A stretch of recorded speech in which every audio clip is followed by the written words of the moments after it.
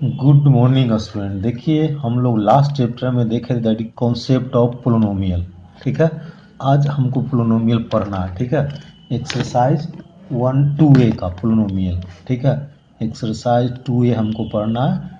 ठीक है, last video में सारा हम कॉन्सेप्ट देखे थे पोलिनोमियल के। पोलिनोमियल कितने टाइप्स के होते हैं, पोलिनोमियल का कितना डिग्री होता है, पोलिनोमियल का जीरो क्या होते हैं, सब देखे थे। ठीक ना, उसमें ध्यान से देख लीजिए, आप कोई नहीं देखे होंगे।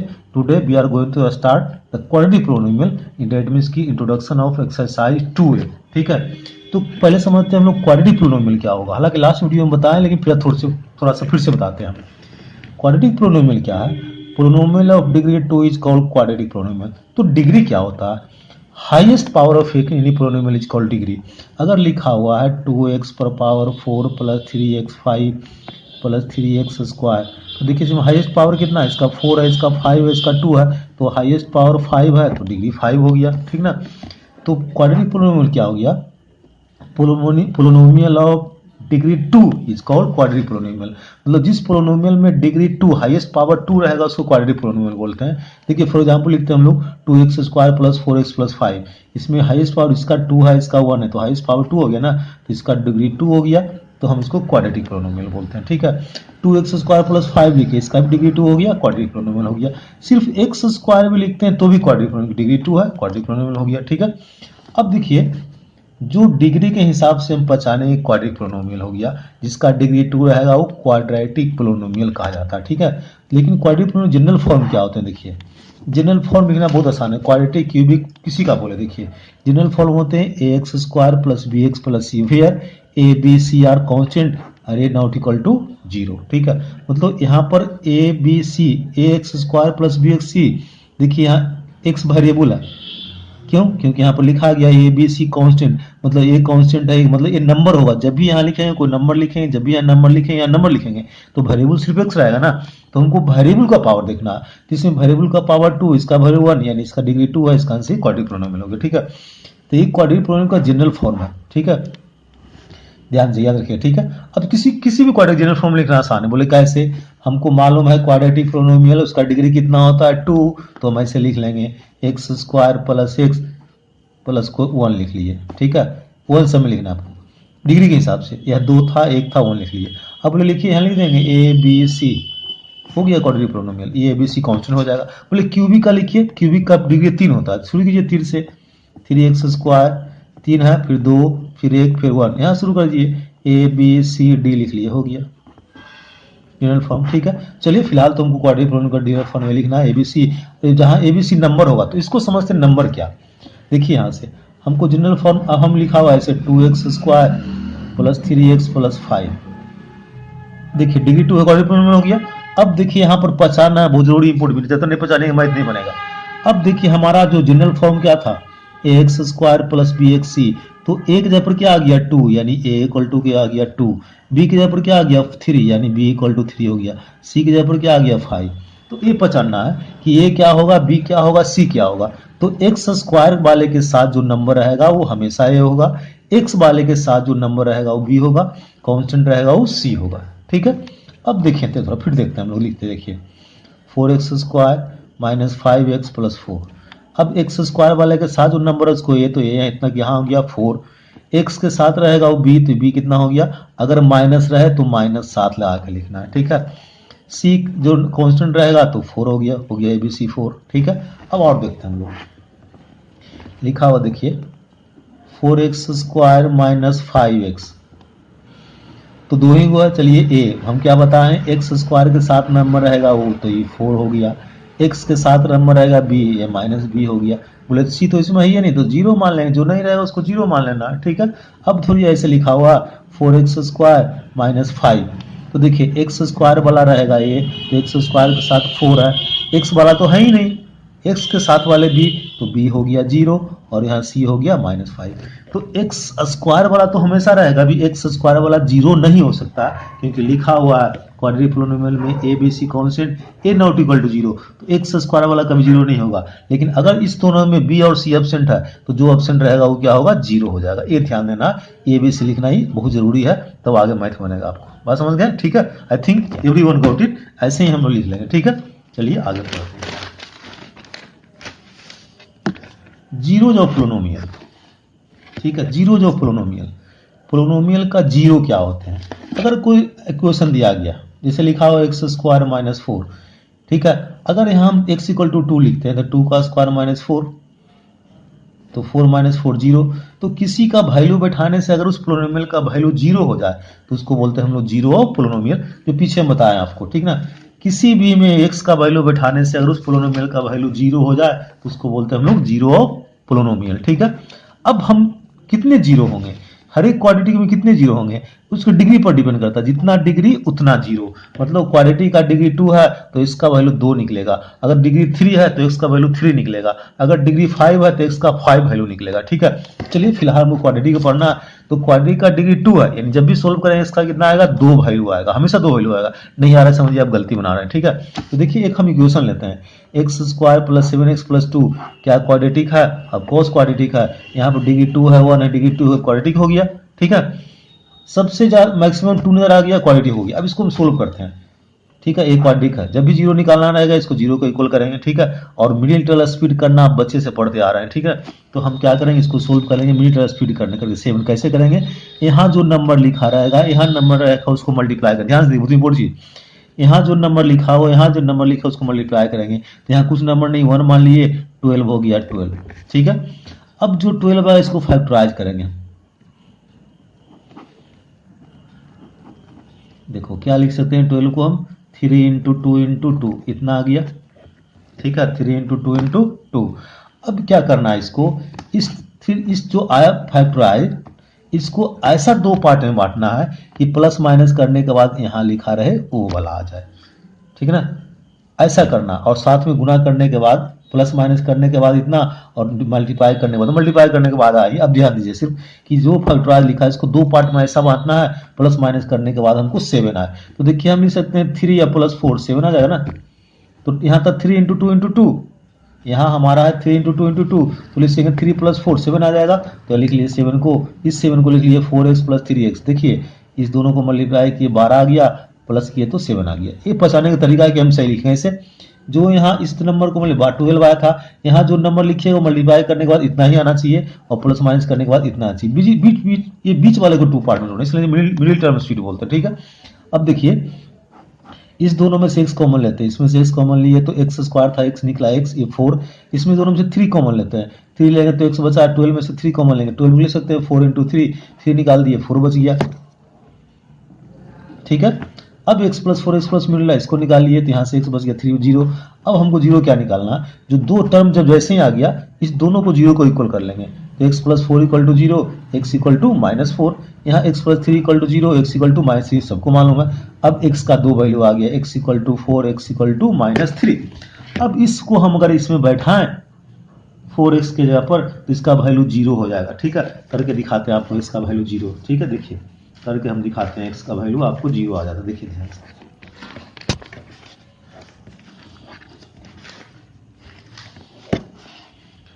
X square plus 7x plus 12 था, हम x का वैल्यू एक -4 निकाले, -4 बिठाते हैं x के पर, स्क्वायर प्लस 7 -4 प्लस 12, देखिए आ गया 16, ये आ गया -28 प्लस 12, इसको ऐड करेंगे तो 16 प्लस 12 28 माइनस 28 जीरो, ठीक है। इस कारण से इसको जीरो बोला गया, ठीक है। इस कारण से क्या बोला जाता है, जीरो ऑफ पोलिनोमियल, बैठाने पर जीरो आता है, इस कारण से इसको जीरो ऑफ पोलिनोमियल बोलते हैं। बात समझ गए, ठीक है। अब आइए देखिए ध्यान से, ये तो जीरो निकल गया, कितने जीरो, 2 जीरो, क्योंकि डिग्री 2 था तो 2 जीरो हमेशा निकलेगा, 3 बैठाएंगे जीरो आएगा, ठीक है। अब इसमें से क्या करते हैं हम लोग, एक को अल्फा मान लेते हैं, एक को बीटा मान लेते हैं। तो x का alpha equal to -4, beta equal to -3। बोले हम नहीं मानेंगे, हम इसको मान ले तो आप लिख सकते हैं, इसको अल्फा मान लीजिए, इसको बीटा मान लीजिए, आपकी मर्जी, किसी को अल्फा मान सकते हैं, किसी को बीटा मान सकते हैं। एक्चुअली क्वाड्रेटिक इक्वेशन का 2 रूट निकलता, उसमें से एक रूट को हम अल्फा मान लेते हैं, एक रूट को बीटा मान लेते हैं, ठीक है। बात समझ गए, ठीक है। अब इससे एक अलग फॉर्मूला बनाते हैं, देखिए ये निकल गया एक्स बीटा, ठीक है। अब देखिए हो गया एक, इसमें से हम अगर सम निकालना चाहते हैं, सम ऑफ क्वाड्रेटिक इक्वेशन, ध्यान से देखिए।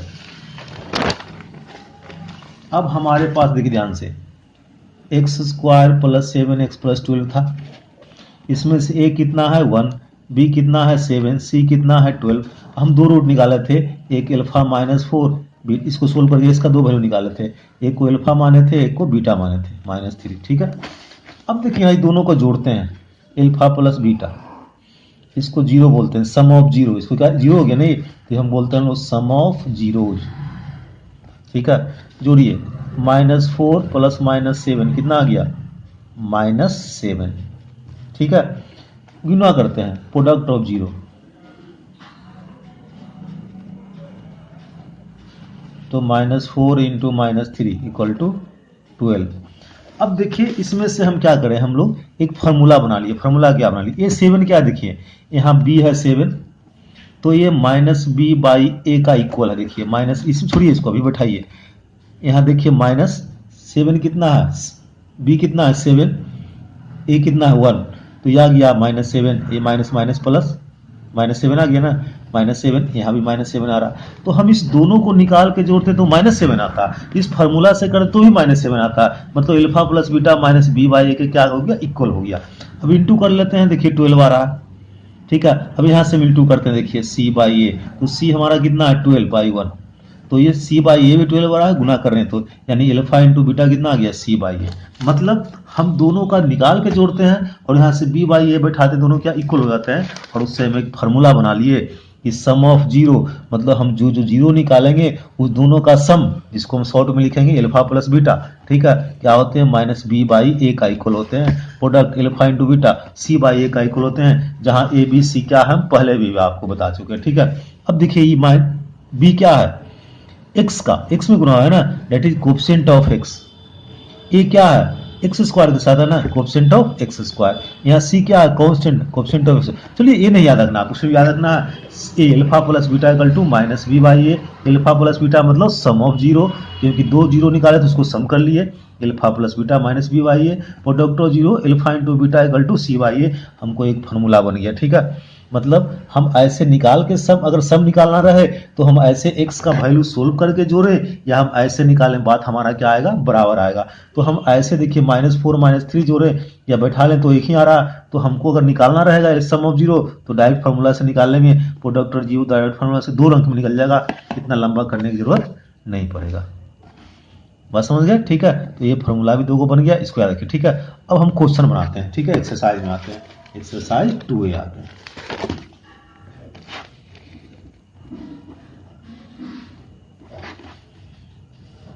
देखिए क्वेश्चन नंबर 1 हमारा वही है, सोल्व करना। देखिए क्वेश्चन क्या है, क्वेश्चन आपके पास होगा, ध्यान देखिएगा। Find the zero of quadratic polynomial, उस क्वाड्रेटिक पोलिनोमियल का जीरो निकालिए और verify the relation between zero and coefficient, मतलब उसको वेरीफाई कीजिए। एगो सीखिए, सब वैसे ही है, कैसे वेरीफाई करेंगे, कैसे बनाएंगे। तो पहला तो क्वेश्चन हमारा वही जो पीछे बनाए थे, x² + 12, जीरो निकालना है, जीरो को इक्वल करेंगे, मिडिल स्पीड करेंगे। ये तो हम पीछे बचा चुके हैं, इसलिए हम डायरेक्ट लिखते हैं इसको, पीछे वाला है, समझाए वही है, इसलिए इसको हम डायरेक्ट लिखते रहे।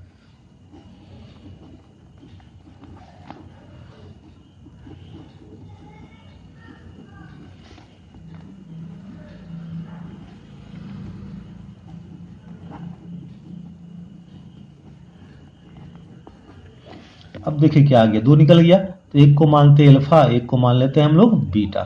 अब वेरीफाई करना है, तो वेरीफाई कैसे करें, कुछ नहीं, अल्फा प्लस बीटा कर लेते हैं, तो -4 अल्फा प्लस -3 है सॉरी, तो कितना आ गया, -7। ठीक है, अब वेरीफाई कैसे करेंगे, हम वेरीफाई ऐसे करेंगे। देखिए हम इस रूट दोनों का जीरो निकाले, रूट निकाल लिए, अब फार्मूला से निकालेंगे जीरो। तो फार्मूला में क्या होता है, alpha plus beta equal to -b/a। ठीक ना, तो यहाँ पर b कितना है 7, तो ये फार्मूला वाला माइनस निकाल गया, b 7 लिखा गया 1, कितना आ गया -7। तो फार्मूला से भी दोनों का सम -7 आ रहा है, ध्यान से देखिएगा। हम सोल्व करके निकाल रहे हैं तो -7 आ रहा है, दोनों से 7 आ रहा है, दोनों इक्वल हो गया ना, यानी दोनों सही रहे तो नहीं इक्वल हो गया, तो वेरीफाई हो गया कि हमारा जो ये आया है सही है। तो हम यहाँ पर लिख देंगे सिर्फ -b/a, मतलब हम सम जो सोल्व करके निकाले वो हमारा फार्मूला से निकाल रहे हैं, दोनों -7 आ रहा, इसलिए हमारा सही है। ठीक है, अल्फा इंटू बीटा निकालते हैं, alpha into beta -4 into -3, alpha ये है, बीटा तो कितना हो गया 12। ठीक है, इसको भी हम फार्मूला से निकालेंगे c/a, तो फार्मूला से c है 12/1 है, 12 आ रहा। तो इससे क्या वेरीफाई हो गया कि हम सम निकाल रहे हैं सोल्व करके तो भी -7 आ रहा, फार्मूला से निकाल रहे हैं तो भी 7 आ रहा, यानी दोनों हमारा आंसर सही है, इसलिए वेरीफाई हो गया। अल्फा इंटू बीटा, फार्मूला से हम सोल्व करके निकाल रहे हैं तो भी 12 आ रहा और फार्मूला से निकाल रहे हैं तो भी 12 आ रहा, तो हमारा क्या वेरिफिकेशन हो गया। तो सब ऐसे ही बनाना, ज़्यादा लिखने की जरूरत नहीं है, बुक में बहुत लिखा हुआ है, बस जैसे हम बता रहे हैं आप वैसे ही बताइए। अल्फा प्लस बीटा निकाल लेंगे equal to -b/a, alpha into beta c/a, इतना हमको वेरिफिकेशन हो गया, ठीक ना, ये वेरीफाई हो गया हमारा, ठीक है, बस समझ। चलिए क्वेश्चन और बताते हैं, क्वेश्चन नंबर 4 बताते हैं। 4x square minus 4x minus 3, zero निकालना है, जीरो को इक्वल करते हैं। अब इसको वेरीफाई कैसे करेंगे, इसको स्प्लिट करेंगे कैसे, यहाँ दिया गया 4 इंटू 3 कितना आ गया 12, -3 यानी -12 आ गया, ठीक है। 12 का फैक्टराइज करेंगे, सबको आता है 12 का फैक्टराइज करेंगे, 2 इंटू 2 इंटू 3। अब देखिए क्या करना हमको, अब इसको दो पार्ट में ऐसा बांटना है कि मल्टीप्लाई करे 12 आएगा, लेकिन इसको हमको ऐसा करना है कि यहाँ दो पार्ट में कि यहाँ प्लस माइनस करने के बाद -4x आए, ठीक है। तो देखिए 6 में से 2 घटाएंगे 4 आएगा, तो यहाँ लिख लीजिए आप 6x 2x।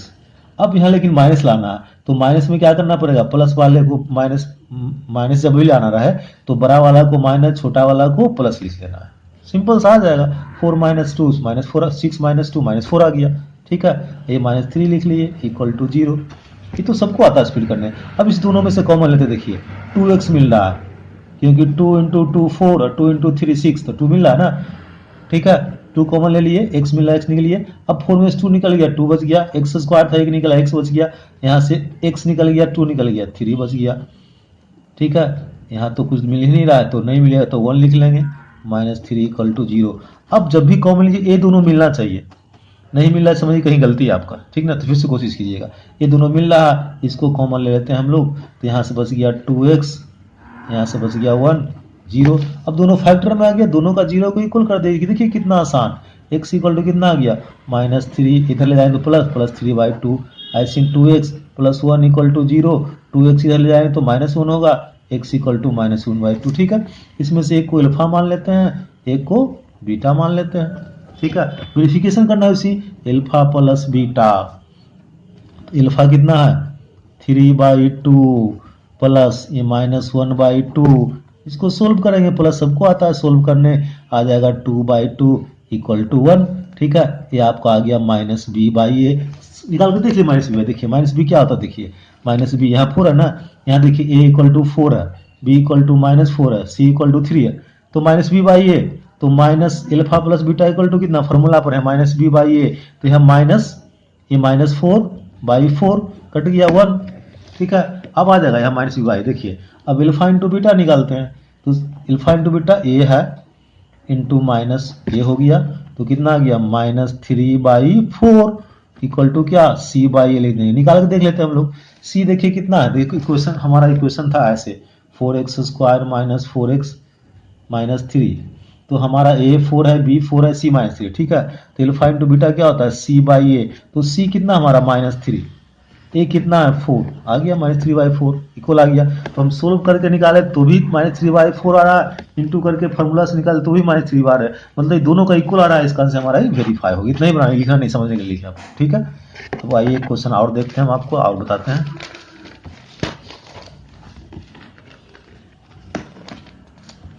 Question number 5x square -4 -8x, ठीक है। तो पहले हम इसको अरेंज करेंगे हिसाब से, इस x वाले को पहले कांस्टेंट बात, एक अरेंजमेंट होना जिसको हम लोग स्टैंडर्ड फॉर्म बोलते हैं, ठीक है। डिक्रीजिंग या डिक्रीजिंग, तो डिक्रीजिंग ऑर्डर में चाहते हैं हम लोग। 5x square -8x -4, x square वाला फिर x उसके बाद नंबर, ठीक है। अब रूट निकालना है, जीरो कर लेते हैं, वही काम, इसको गुना करेंगे, स्प्लिट करेंगे, तो देखिए 5x स्क्वायर, अब 5 और -4 -20 आ गया, -20 का फैक्टराइज कीजिएगा तो आ जाएगा 2 2 2 इंटू 5, ठीक है। अब 8x लाना है, तो बोले हम 2 और 5 लिखेंगे, 8 आएगा कभी नहीं आएगा, 2 2 4 और 5 करते हैं हम दो पार्ट में, तो जोड़ेंगे तो भी नहीं आएगा, माइनस करेंगे भी नहीं, तो ऐसा करते हैं 10 में से 2 माइनस करेंगे तो 10 आ जाएगा, 8 आ जाएगा, ठीक है। तो हमको क्या लिखना है 10x और 2x लिख लिए, अब लिख लिए हम माइनस लाना है, जब भी माइनस लाना रहे तो बड़े वाले को माइनस छोटा वाले को प्लस कर लीजिएगा, ऑटोमेटिक माइनस आ जाएगा। ठीक है, ये -4 लिखा गया इक्वल टू 0। अब कॉमन लेते हैं, इसमें से क्या ले लेंगे 5x कॉमन, यहाँ से x बच जाएगा, यहाँ 2 बच जाएगा, यहाँ से देखिए 2 मिल रहा है तो 2 कॉमन लेते हैं तो x - 2 बच गया इक्वल टू 0। देखिए सेम आ गया। अब इस दोनों को कॉमन ले लेते हैं, यहाँ से आ गया 5x + 2 इक्वल टू 0 हो गया। अब यहाँ से 0 कर लेंगे, x - 2 equal to 0, x equal to 2, यहाँ से 5x + 2 equal to 0, 5x equal to -2, x equal to -2/5। अब वेरिफिकेशन कर लेना, इसको अल्फा मान लें, इसको बीटा, कुछ नहीं लिखने की जरूरत नहीं, डायरेक्ट कर सकते हैं आप। 2 + -2/5, ठीक है ना, आ गया 2 - 2/5 यानी 8/5 आ जाएगा इक्वल टू लिख देंगे -b/a। ठीक है, लिखने की जरूरत है, कुछ करना नहीं है आपको। अल्फा इंटू बीटा 2 × -2/5 तो आ गया -4/5 इक्वल टू c/a। हो गया, वेरीफाई हो गया, निकाल के आप चेक भी कर सकते हैं, उतना ही आएगा आपका। ठीक है ना, बस समझ रहे हैं। एक क्वेश्चन और बताते हैं, उसके बाद आप बनाइएगा। क्वेश्चन नंबर 6 जो रूट वाला है बता देते हैं। 2√3x² - 5x + 3, इसका 0 निकालना, तो 0 को इक्वल करेंगे। देखो हड़बड़ाना नहीं है, रूट वाला स्पीड करने में थोड़ा सा दिक्कत होता है, लेकिन कुछ नहीं हड़बड़ाना है। आगे हम एक क्वाड्रेटिक इक्वेशन चैप्टर पढ़ेंगे, उसमें इसको निकालने का फॉर्मूला बताया जाएगा, उस फॉर्मूला से निकल जाए, बहुत आसानी से निकलता है। लेकिन अभी फॉर्मूला नहीं पढ़े तो अभी स्पीड करना पड़ेगा। ठीक है, तो अभी थोड़ा दिक्कत होगा, डरने की बात नहीं है। ठीक है, देखिए अब इसमें वही काम करना, दिक्कत क्या उसी को, जो यहाँ नंबर लिखा हुआ है यहाँ नंबर मल्टीप्लाई करेंगे, तो यहाँ 2√3 है, यहाँ √3, 2√3 × √3 कितना आ गया 6। अब 6 को फैक्टराइज करेंगे, 6 को फैक्टराइज 2 × 3 आएगा, कुछ थोड़े आएगा। ठीक है, तो लिख लेते हैं, देखिए 2√3x², यहाँ 2 और 3 आ गया तो लिख लेंगे हम लोग 2x और 3x। अब दोनों माइनस लाना है, तो -2 - 3 लिखे तो ना -5x आएगा, दोनों को माइनस लिख लिए। ठीक है, प्लस √3 इक्वल टू 0। अब देखिए इस दोनों में क्या मिल रहा है, 2 मिल रहा है तो 2 कॉमन निकाल लिए, x मिल रहा है x निकाल लिए, तो यहाँ से 2 निकल गया तो यहाँ से √3 बच गया, x² में से x निकला, एक x बच गया। ठीक है, यहाँ से 2 निकला, 2x निकल गया, दोनों निकल गया तो कुछ नहीं बचा, 1 लिख लेंगे। अब देखिए यहाँ पर आपके पास क्या है, 3 और √3, यहाँ 3 है √3, तो क्या 3 को हम √3 × √3 लिख सकते हैं? अब cos लिख सकते हैं, तो √3 मिल रहा है ना, तो √3 निकाल देते हैं। तो यहाँ से देखिए -√3 कॉमन निकाल लिए। अब जब 3 में से एक √3 निकल गया तो एक √3 बचा, √3 बच गया x। जब भी माइनस कॉमन लीजिएगा साइन चेंज कर दीजिएगा, माइनस कॉमन लीजिएगा तो प्लस रहेगा, तो माइनस, माइनस रहेगा तो प्लस, तो यहाँ प्लस था तो माइनस कर लिए, √3 था √3 निकल गया तो 1 बच गया 0। अब देखो एक साथ आ गया, √3x - 1, यहाँ से बच गया 2x - √3 इक्वल टू 0। ठीक है, अब दोनों का 0 को इक्वल करते हैं, इक्वल करेंगे तो हमको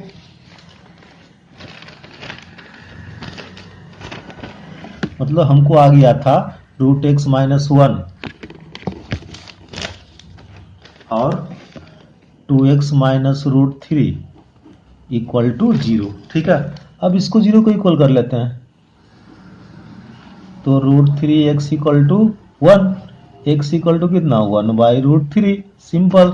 इसको कर लेते हैं, 2x - √3 equal to 0, 2x equal to कितना √3, x इक्वल टू कितना √3/2, दोनों निकल गया। एक अल्फा मान लेते हैं और एक को बीटा मान लेते हैं। ठीक है ना, अब इसको सोल्व कर लेते हैं, वेरीफाई कर लेते हैं, तो alpha plus beta equal to कितना आ गया √3 अल्फा हो गया, बीटा √3/2 हो गया। जोड़ लेते हैं, एलसीएम कितना आएगा 2√3।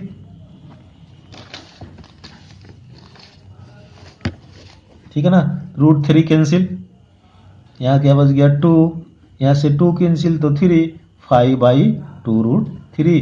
इसको आप देख लीजिएगा तो -b/a जरूर आ जाएगा। ठीक है ना, लिख लेंगे ऐसे ही। अब alpha into beta 1/√3 into √3/2, √3 cancel 1/2, इसको देखिएगा c/j जरूर आ जाएगा। ठीक ना, बात समझिए, वेरीफाई हो गया, अब बन गया। ठीक है, ऐसे ही 12 क्वेश्चन है आपको बनाना है। ठीक है, तो हम आगे फिर नेक्स्ट वीडियो में हम लोग क्वेश्चन बनाते हैं कि कैसे, और एक फॉर्मूला बना के अलग क्वेश्चन बनाते हैं कैसे होता है। ठीक है, ओके बाय।